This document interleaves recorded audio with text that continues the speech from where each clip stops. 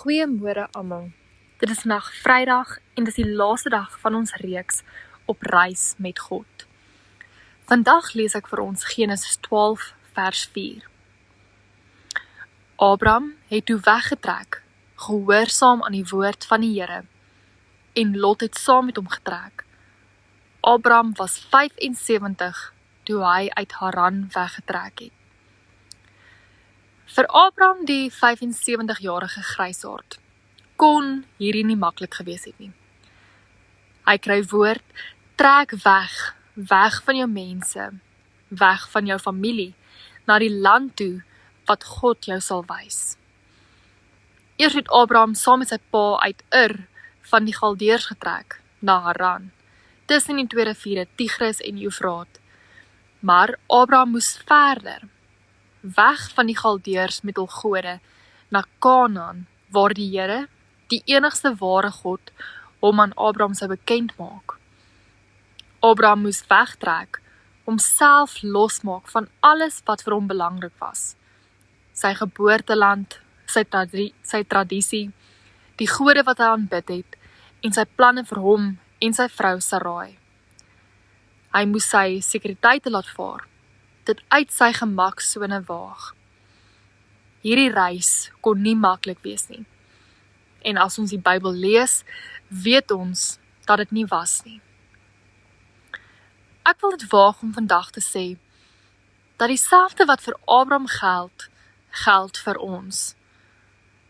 Om op God se roeping te antwoord, beteken dat ons ook alles waaraan ons van tevore vasgehou het, wat vir ons sekerheid en sekuriteit verseker, een kant toe moet skuif.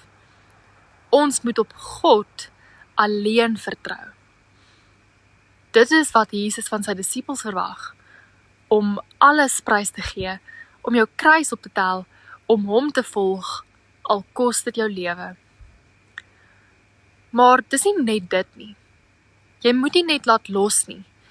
Jy moet ook vasmaak, of vasgryp. Dit is wat Abraham geleer het. Hou vas aan God en sy beloftes. Hou vas aan sy hand en leef uit sy woord, want hy stap saam met jou die pad. Vir Abraham moes dit ongelooflik geklink het. Hy, die vader van 'n groot volk.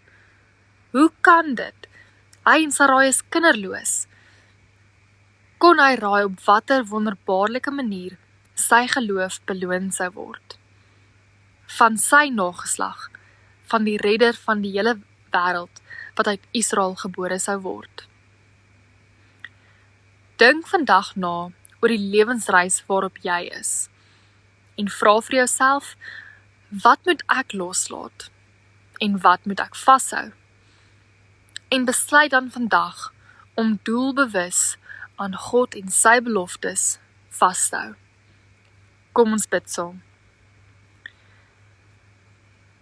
Here Jesus, dankie dat ons kan weet, U is die een wat saam met ons op ons lewenspad is. Here, en daarom kan ons met volle vertroue ons oë op U hou en weet dat U ons styf vashou, ons hand vat en saam met ons die pad stap waarop ons is. Here, help ons om nie moeg of afgemat te raak nie, maar om doelbewus te weet en te verseker te wees van U wat saam met ons is, dat ons op U kan vertrou en dat U saam met ons gaan waar ook al ons gaan. Amen.